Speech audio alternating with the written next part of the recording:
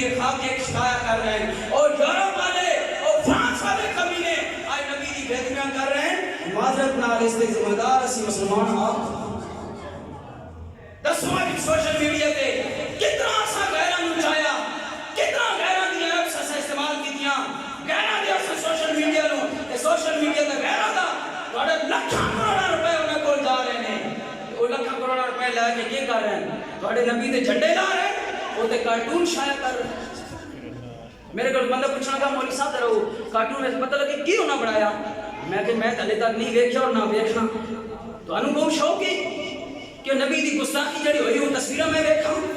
اور خدا تینوں تصویراں نہ ویکھاوے، اسی دے ساڈی موت پہلے آ جاوے کہ اسی نبی دے خاکیاں دی تصویراں ویکھیں، اس تو پہلے اسی مار جائیے۔ امام مالک رحمۃ اللہ تعالی نے فرمایا سی کہ سوال کیتا کہ اگر امت دا گستاخ نبی پاک دا گستاخ ہوئے کہ امت نو کی کرنا چاہیے؟ فرمایا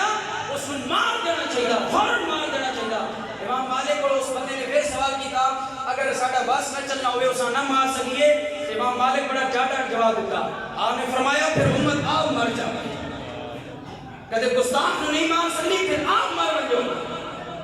لیکن آج بھی ساڑی ایپس چل رہی ہیں، گانے چل رہے ہیں، سوشل میڈیا تے گانے دی ویڈیو اسی فیس بک تے چڑھاندے جا رہے ہیں، بغیرتیاں تے بغیرتی کرتے جا رہے ہیں، سانو پتہ ہی نہیں کہ ساڑے نبی کی کتنی بڑی گستاخی ہو گئی،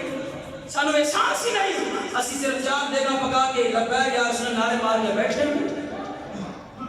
میں نے دوستو کہ مولوی صاحب اسی کی کریے گنا چاہ تو چھوڑیے اسی کے بارڈر تو باہر نہ جا سکتے،